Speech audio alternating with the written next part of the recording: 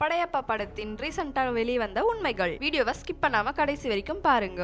வாங்க வீடியோக்குள்ள போகலாம். வணக்கம் நண்பர்களே. 1999 படையப்பா படம் திரையரங்குகளில் வெளிவந்தது. அப்போ படையப்பா படத்தோட வசூல் 29 கோடி. 24 வருடத்துக்கு அப்புறமா படையப்பா படம் ரீரிலீஸ். இப்போ அதோட வசூல் 63 கோடி.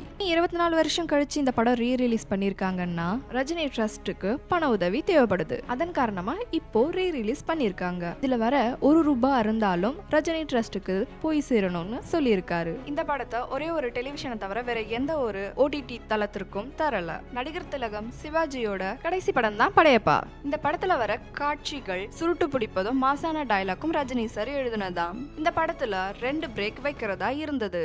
ரஜினி சார் கமல் சாருக்கு கால் பண்ணி இந்த படத்தோட சஜஷன் கேட்டாரு.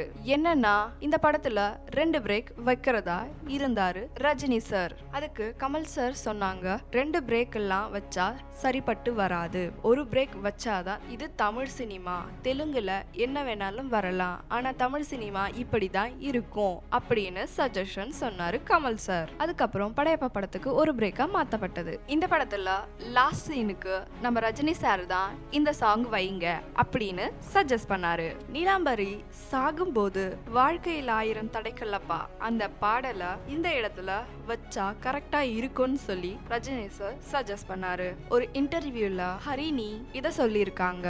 படையப்பா படத்துல ரஜினி சாருக்கு ஒரு பொண்ணுன்னு தான் சொன்னாங்க. அப்புறமா ஹரிணி அதை சொன்ன உடனே முகம் சின்னதாயிடுச்சுன்னு சொல்லி ரஜினி சார் எனக்கு 2 பொண்ணுங்களாவே இருக்கட்டும் அப்படின்னு சொன்னாராம். ரம்யா கிருஷ்ணன் ஒரு இன்டர்வியூல இத சொன்னாங்க. ஒரு வில்லிக்கு இவ்வளோ ஆட்டிடியூடான சீன்ஸை தர மாட்டாங்க.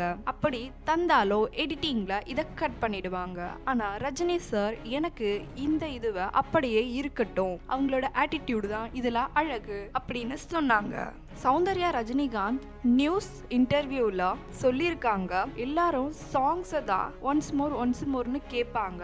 ஆனா படையப்பா படத்துல வர இந்த ஊஞ்சல் சீனை 3 வாட்டி திருப்பி போட்டாங்க. இது சினிமா ஹிஸ்டரியிலேயே இதுதான் முறை சீனை திருப்பி போட்டது. ஆடியன்ஸோட படம் பார்த்தது ரொம்ப சந்தோஷமா இருக்கு. இந்த மகிழ்ச்சிக்கு அளவே இல்ல. செந்தில் சார் ஒரு நியூஸ் இன்டர்வியூல சொல்லியிருக்காரு, படையப்பா 2 வரப்போகுதுன்னுட்டு. யாருக்கெல்லாம் படையப்பா 2 வரணும்னு ஆசை இருக்கோ அவங்க எல்லாம் கமெண்ட் பாக்ஸ்ல மறக்காம உங்க கமெண்ட்டை சொல்லிட்டு போங்க.